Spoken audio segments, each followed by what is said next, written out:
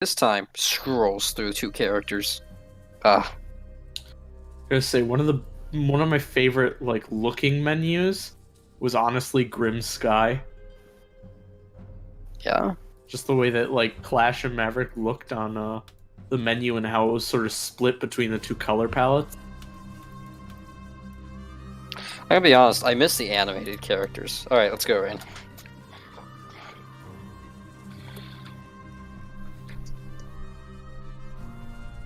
It's so weird not having someone looking over my shoulder with my headset on or off. That picture that I put in Discord is very bright. It almost looks like the outside is fake. Well, it was. It looks nice. Guys, Very- now we can finally get the 5-stack experience with just the 3 of us. Oh, yes. Oh yeah, I like how every operator's ability in this mode is just frag grenade. And they're all, oh no, the speed is different. Sorry, that was great. Fucking Johnny Test Whip Crack. Oh, there's no phaser in it. Reclaim the stolen gold, excuse me? Afraid I Fort Truth. Me too, there's a shield just put up here. Is it the new deployable shield or the old one? No, the old one.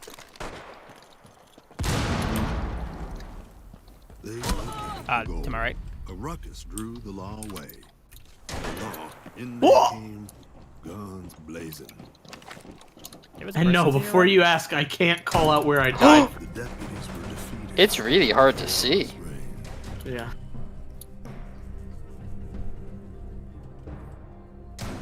It's alright, we'll get him next time, lads.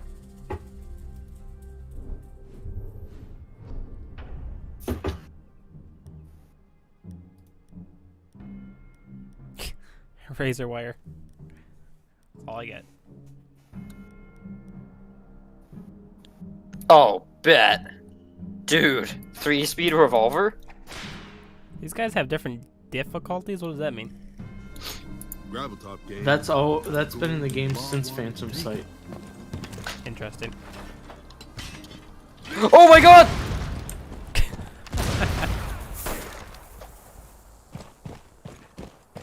Well, that's good to know that there's no prep stage.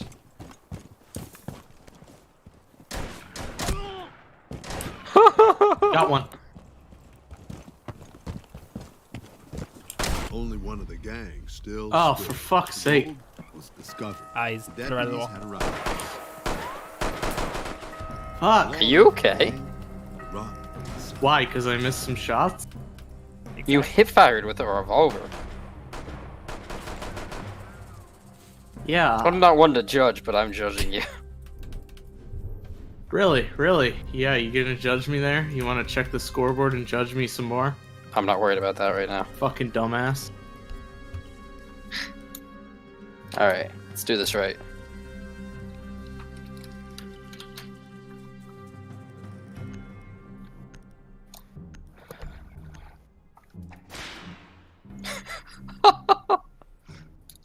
Now this here's a tale, not but a few can tell. The law was fighting the Graveltop gang in our very I own forgot that town. they could run outside.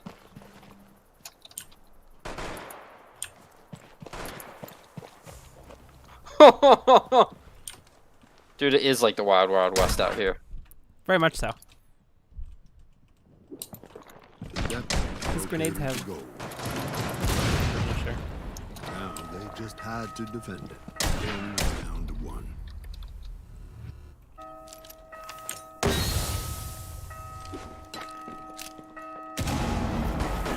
Behind us. One last.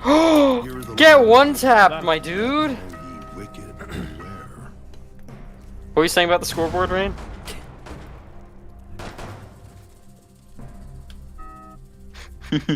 You know, I have a lot of games that I bought that I'm waiting to play that I could play instead of this. And I wouldn't lose any sleep over it. Like? No, because you slept a shit ton when you were here.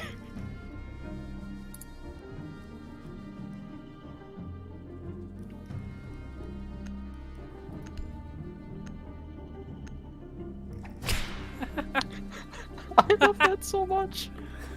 The gold was as good as theirs. Oh, we All go up they top. had to do Keep your was the law keep at your bay ill-gotten until the gains. law I can't was read that as ill. Keep your lil gotten game.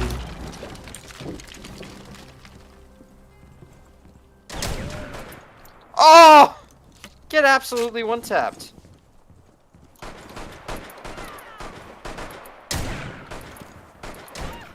Ooh. faced him alone. Good bait.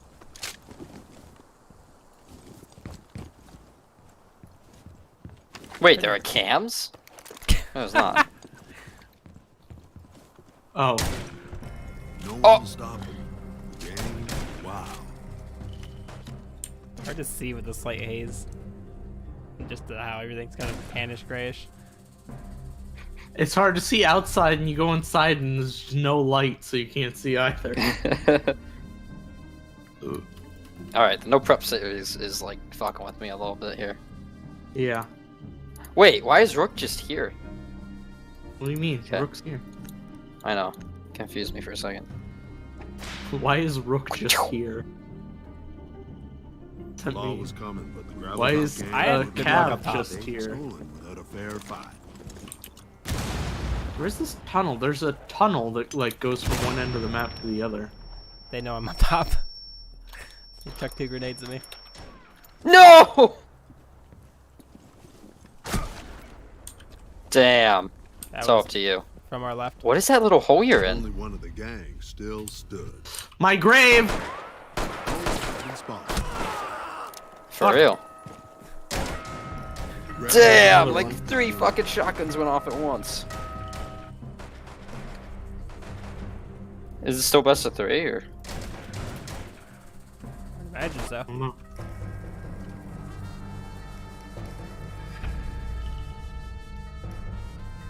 We didn't do too bad.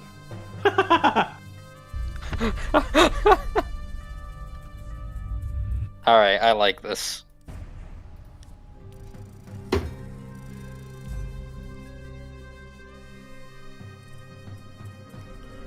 You only get 50% or 0.5% of an alpha pack for it, though. Yeah. That's fair. It's like half a match. It is pretty short.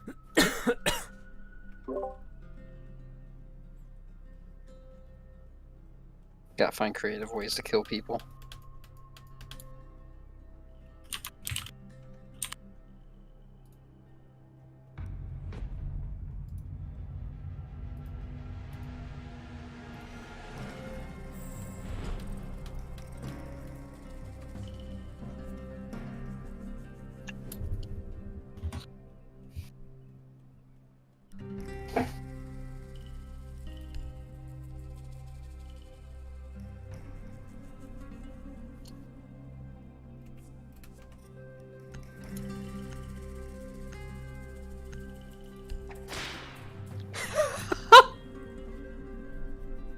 I find so much enjoyment in that. The gravel top gang prepared to face off against the law. I feel like we're better off going back to our spawn.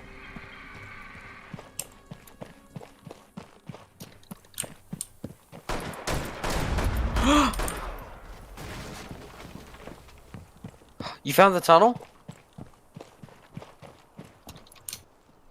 I found a tumbleweed.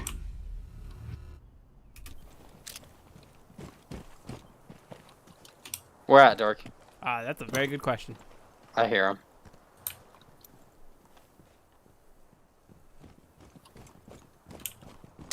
No! I was gonna knife Only him! one of the gang still stood. What? With one blow, the gang was done.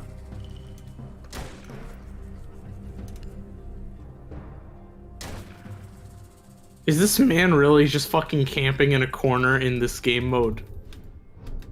Who I mean, is you got a better this? plan? Oh. Oh. Guys. Guys, what are you doing? Oh, what? Rip. Now this here's a tale, not but a few can tell. The law was fighting the gravel Here, top look, gang over in here. their very own town. Never mind, you guys keep going.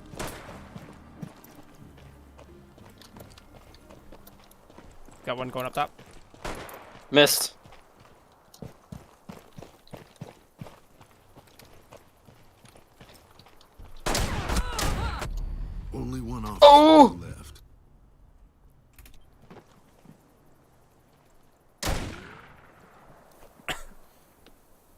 Only killed us has like 5 health.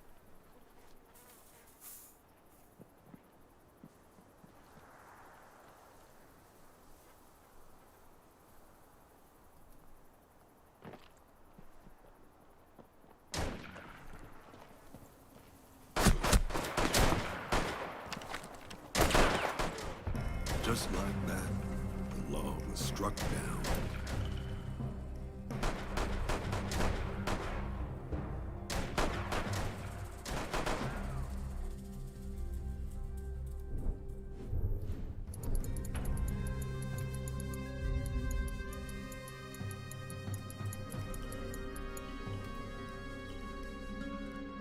Bet.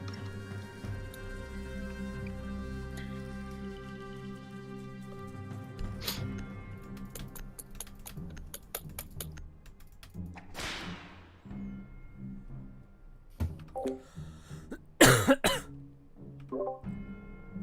Graveltop gang prepared to face off against the law.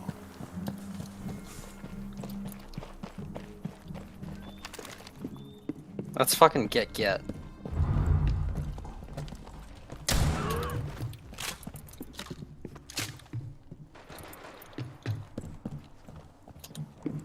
The law was down to 1. Oh yeah. Stop 'em. The gang was Hold on. wild. I take it you found the tunnel? Uh-huh. I also met a person in that tunnel. Unfortunately, we couldn't both. That's not how a love tunnel works.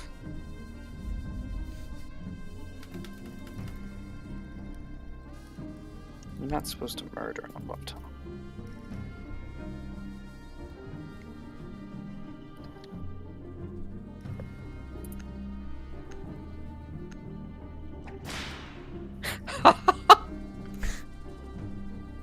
Now this here's a tale not but a few can tell. The law was fighting the Graveltop gang in our very own town.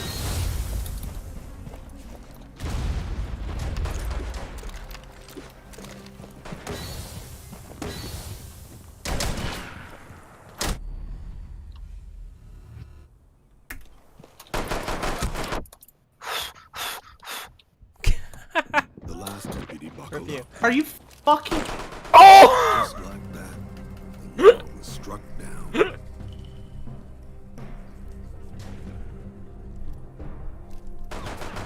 You should have spun around and knifed you when you hop over that wall.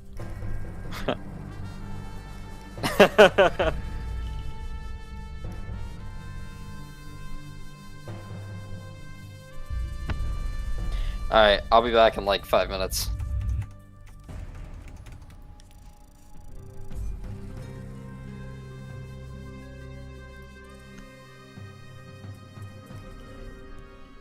Shall we keep playing or wait for him? I mean, we already losing. You want us to be down a guy, too? Because I'm gonna go grab some food and be back in a minute or two if you don't care.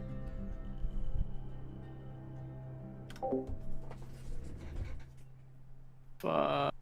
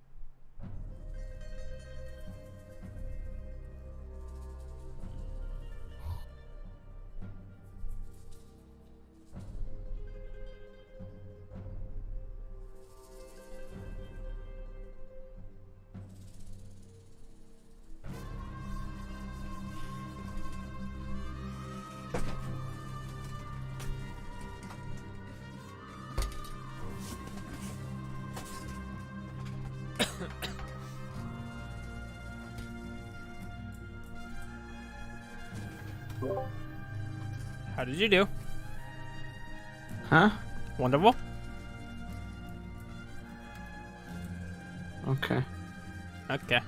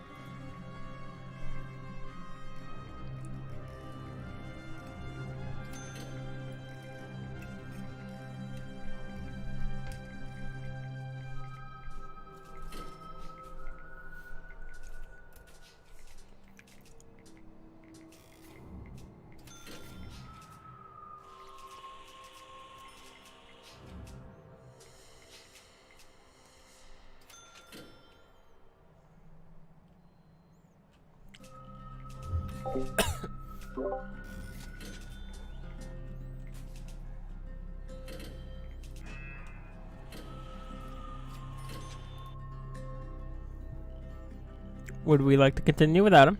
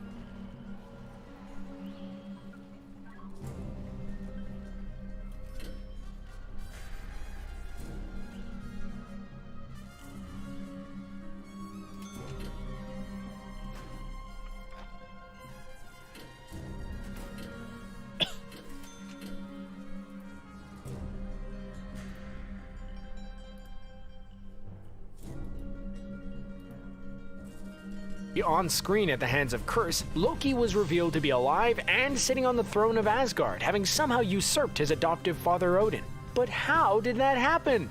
Odin was all-powerful and generally presented as being far above Loki on the power scale, so imagining Loki casually displacing him is hard to do.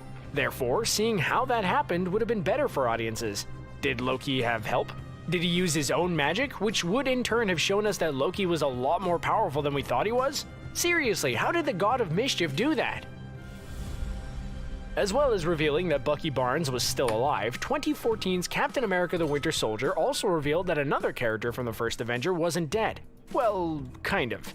Arnim Zola was revealed to have had his mind salvaged and stored on S.H.I.E.L.D.'s computers, which allowed him to exist as a sort of computer program, without a human body but able to think and exist as he did when he was a man. But given that nothing like that has happened since in the MCU, we would have enjoyed seeing exactly how that happened. Like, what was the process that resulted in his consciousness being preserved in that way? It's not even as though those computers were particularly high-tech. It's really hard to imagine exactly how it happened. In the mid-credit scene of Captain America the Winter Soldier, it was revealed that Hydra had been using Loki's scepter, which of course contained the Mind Stone, to conduct experiments on volunteers with the aim being to give them superpowers and utilize them as soldiers. While many of them died, Wanda and Pietro Maximoff were successful experiments, and they became Scarlet Witch and Quicksilver respectively. But what exactly did those experiments entail? Seeing them depicted on screen would have been great. Did the subjects just spend time near the Mind Stone to see what happened? Were they directly blasted with it? Or perhaps did Hydra extract energy from it, then inject the subjects with it in some way? Who knows? 2014's Guardians of the Galaxy opened with a young Peter Quill witnessing his mother tragically passing away, then being abducted by the Ravagers and taken to space. That is an awful day by anybody's standards, but the movie then jumped 26 years into the future, so we didn't really see the true impact that day had on Peter Quill. Yes, we know he was devastated by the death of his mother, but it seemed like Marvel Studios took the easy way out by skipping what happened in the immediate aftermath. How did a child who just watched his mother die react to literally being taken into space by a ship full of aliens? It would have been morbidly intriguing to see his immediate reaction to Yondu and company. In 2015's Avengers Age of Ultron, the titular robotic villain purchased enough vibranium from black market dealer Ulysses Klaue to make a device that lifted the Sokovian city of Novigrad into the sky. Now, the very nature of a black market dealer means Klaue would be very sneaky, but we'd love to have seen exactly how he managed to acquire that much vibranium. Wakanda is the only source of the metal on Earth, and it's a very high-tech place. How did Klaue get in? How did he manage to take so much of their precious resource? How did he escape with it? Even with the help of the traitorous Njobu, it's very hard to envision how this was possible because it would have been a huge and extremely noticeable task. 2015's Ant-Man revealed that Janet Van Dyne had been lost in the quantum realm for around 30 years. While she was working as a S.H.I.E.L.D. operative alongside her husband, she'd sacrificed herself by going subatomic in order to disarm a Soviet nuclear missile in the 1980s.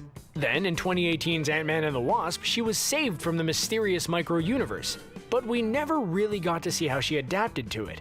So we really could have done with seeing how she survived. What was her initial reaction to being in there? Did she eat, or just passively absorb quantum energy for sustenance? Did she build a little house? Did she interact with any of the weird creatures in there? Maybe we'll never know. We've seen Peter Parker's origins depicted in 2 live-action Spider-Man franchises already since the turn of the millennium, so it is understandable that Marvel Studios chose to exclude them in the MCU. However, there is good reason for us to have wanted to see it happen. You see, the potential appearance of Norman Osborn in the MCU is very much up in the air right now. With Sony still being a force unto themselves, there's no telling if they intend to use him in their ill-crafted Venom movie universe. Given that he's far more than just the Green Goblin, he'd be a fantastic addition to the MCU. And had Parker been bitten by a radioactive spider in the Oscorp building, that would have confirmed the character's existence in the franchise. Given that the Grandmasters Contest of Champions played such a big part in 2017's Thor Ragnarok, the fact that we only got to see one fight taking place in the gladiatorial arena was somewhat disappointing. Therefore, it would have been cool to see more. Who did the Hulk defeat to become the champion? Who else, other than Doug, challenged him before Thor did? Who did Korg fight in the warm-up matches? What about Meek or the three-headed Heijo? And perhaps more importantly, what about the former champions who could be seen sculpted on the Grandmaster's Palace? Just who did the likes of Beta Ray Bill, Ares, Man-Thing, and Bi-Beast fight in that arena? We totally needed to see more fights, guys. In 2018's Black Panther movie, Eric Killmonger killed Ulysses Klaue and presented his dead body to the people of Wakanda, dragging it to within the country's borders in order to do so. Now, we know how he found Wakanda. He had Klaue's help and had also found his father's secret stash of information regarding the country when he was younger, but how the heck did he get in? One of Wakanda's most notable traits is its force field, which completely surrounds the country and prevents any unauthorized entry. It would have been a good idea to show us how Killmonger breached it, especially without Klaue's help, as it really made no sense and was kind of an essential part of the plot. 2018's Avengers Infinity War opened with Thanos and the Black Order already having ransacked the Statesman, the Asgardian refugee vessel somewhere in deep space. The attack had been teased since the mid-credits scene of Thor Ragnarok a year earlier, which had got fans rather excited about seeing it happen. But rather than showing us who had beaten Thor to a bloody pulp, how half the civilians had been killed, how the other half had escaped, where the Hulk was for the start of the attack, or why Loki was left unscathed until that point, the whole sequence was skipped. That would have been an exciting scene to see, and a more ominous way of opening the movie for sure. Speaking of that scene at the start of Avengers Infinity War, it was also notable that Thanos had already acquired the Power Stone by that point. The Purple Infinity Stone had been on Xandar, where it was under the watch of the Nova Corps, but we were denied the opportunity to see the Mad Titan either acquire it or kill half of the planet's population. That's a shame, because it would have been quite the fight. The Nova Corps are no pushovers, and with a Power Stone at their disposal to begin with, they would surely have attempted to use it in their defense against the prune-chinned villain and his forces. The only reference we got to it was Thor briefly mentioning it, which was something of a disappointment. In Avengers Infinity War, we saw Doctor Strange using the Time Stone to look into the future in order to view 14,605 potential outcomes in the conflict with Thanos. We also learned that the MCU's heroes only came out victorious in one of those futures, but we never saw what happened in any of the others. Now, we know it wouldn't have been possible to show what happened in all of the 14,604 futures in which Thanos came out on top, but it would have been interesting if we could have seen glimpses of just a few of them. Flashes of beaten or even dead heroes, images of mourning planets, and even Strange watching himself die would have shown just what was at stake in a more impactful way. In the post-credit scene of Avengers Infinity War, Nick Fury and Maria Hill were driving through Atlanta where the decimation started to take effect. As soon as they realized something was wrong, Fury declared the situation a code red before witnessing Hill turning to dust before his eyes. The former S.H.I.E.L.D. director then clamored for his pager in his vehicle, which he used to send a cosmic SOS to his old friend Carol Danvers, who he hadn't seen for more than 2 decades. So, what was Danvers' reaction to receiving the message? Where was she at the time? What was she doing? And how long did it take her to react to it by heading back to Earth? We really wish we could have seen. The MCU spin-off TV shows were launched with Agents of S.H.I.E.L.D. in 2013 with the tagline, "It's all connected." That was exciting because fans saw the potential for crossovers with the movies, with the more optimistic of them expecting to see the likes of Tony Stark pop up on their televisions. Unfortunately, crossovers have been few and far between, and when they have happened, they've mostly been minor and trivial at best. Sadly, that's meant we haven't seen how the decimation affected the likes of the Agents of S.H.I.E.L.D., the Inhumans, the Runaways, or the Defenders. That's crazy! Half of all life in the universe disappeared and we didn't get to see how anybody in the TV shows was affected? Ridiculous! Avengers Endgame did something that few people were expecting. It jumped forward 5 years after the Avengers discovered Thanos had destroyed the Infinity Stones. While we know it's impossible for the entirety of those 5 years to be depicted on screen, we would be interested in seeing some of what unfolded over the course of half a missing decade. How did the new dynamic in the team come to be? Captain Marvel, Rocket, Okoye, and Nebula had all become bona fide members. But how did that unfold? New Asgard was built. Who chose the location? Who built it? How long had Thor been an alcoholic? When did Tony Stark move to his new pad by the lake? Essentially, the jump meant we missed a lot of important events. The most awesome scene in MCU history occurred in Avengers Endgame when Doctor Strange rallied the resurrected heroic victims of Thanos' snap in order for them to fight alongside the Avengers in the Battle of Earth. But all we got to see was their arrival via portals on the battlefield outside the Avengers' upstate New York headquarters. It would have been awesome to see exactly how Strange coordinated the plan because he had a lot of heroes to recruit, not just from Earth. How, for example, did he convince the Ravagers to fight so quickly? Where did all the Asgardian soldiers come from? How did Wakanda get its armies together so fast? Who even cares? It was still absolutely incredible. At the end of Avengers Endgame, Captain America went into the past to return the Infinity Stones to their various original timelines, in exactly the same places they were taken from, and that would have resulted in a few interesting encounters. Unfortunately, we didn't get to see them. It would have been cool, for example, to see him potentially encountering the Red Skull for the first time in around 80 years when he returned the Soul Stone to Vormir. And it would have been interesting to see exactly how he put the Reality Stone back inside Jane Foster on Asgard. And just generally seeing him interact with characters he'd never met before, such as the Ancient One, would have been cool as well. Shame. Avengers Endgame showed us that Steve Rogers got his happily ever after with Peggy Carter. We saw old man Steve with his wedding ring, telling Sam Wilson about his beautiful life. And we saw him dancing with Peggy in the lounge of their marital home. But you know what would have been nice? Seeing Peggy's reaction to Steve walking back into her life after his crash. How long after the crash did he reappear? Was it literally in the same scene in which she lost communication with him as his plane hit the ground? Was she speechless? Overjoyed? Possibly even angry with him if he made her wait for weeks after his initial death? It was probably a perfect reunion, and to be denied the chance to see it was disappointing.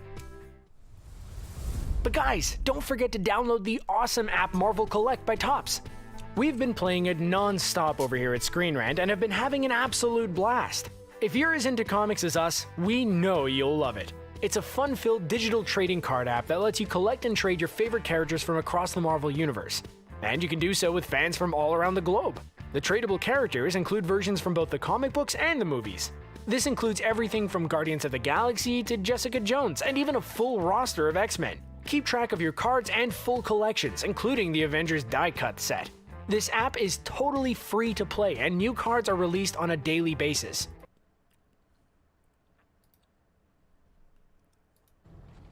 This is a good day. This day would not have been possible. What is needed.